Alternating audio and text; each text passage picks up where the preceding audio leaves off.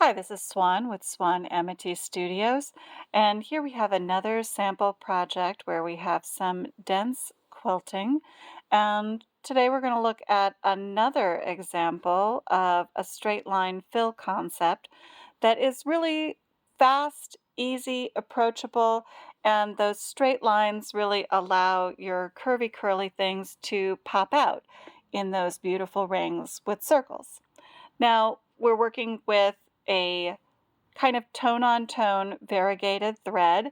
This is a King Tut from Superior Threads, and so I have my light positioned a little further down and angled at the project so that that tone-on-tone is easy to see. Now, I've been filling in over here. You can see how this lays flat next to our densely quilted motif.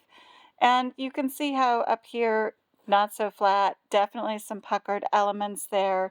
And so the goal is to add our fill all the way around and allow that whole motif in the project to lay nice and flat. You then have these little circly sections in each one of the motifs that, of course, you can decide if you want them to stay a little puffy, which if you don't quilt them, that's exactly what they'll do.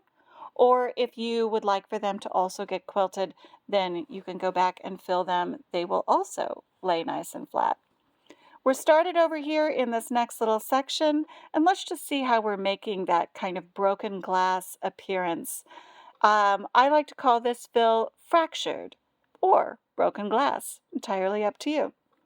To do this one, we're going to be running short lines of jagged stitching, and we're randomizing those jagged stitches so that they go in all directions, making little pointy ends.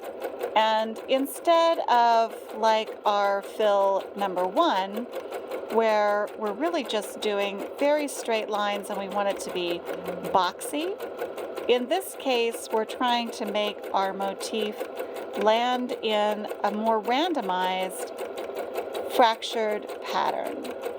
And you can see there is no exact pattern, just like with the previous one. That's not the goal. The goal is not to be in any kind of order, but instead to just keep our pattern jagged and random. Little points, little boxes, little half triangles or portions of triangles, and try not to go in the same direction in each section. And what that's giving us is that broken or fractured appearance. Now, I like that a lot for things where I have curved or circular sections that I want to highlight. And that allows me to really get the focus on the dominant motif while at the same time getting everything in the quilt to lay nice and flat without distortions. Here you can see I'm mostly aiming to not cross over my previous stitches. Now, if I did, it would not be the end of the world. This would still look good, even if that were the case. But there's no reason with a motif like this to not be able to kind of, as we might say in the stippling world, not cross over those stitches. Now, I'm not a big believer in there being a perfect rule set, but you can see how easy that is to achieve. Once again, when you're making really short straight lines, it's possible to make them and not have any major concerns about the line being straight. Because it's so short, it's possible to get that straightness to look relatively straight, even if it's not perfect. And what do we say about perfect? There is no such thing. Practice never makes perfect. Practice makes more beautiful.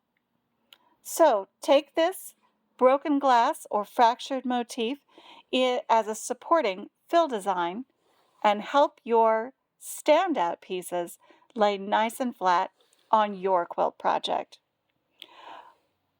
Once again, we are working with our B77 Burnett, Captain Janeway, and quilting with beautiful, gorgeous designs. I hope that you're enjoying your own quilting, and don't forget to stitch happy.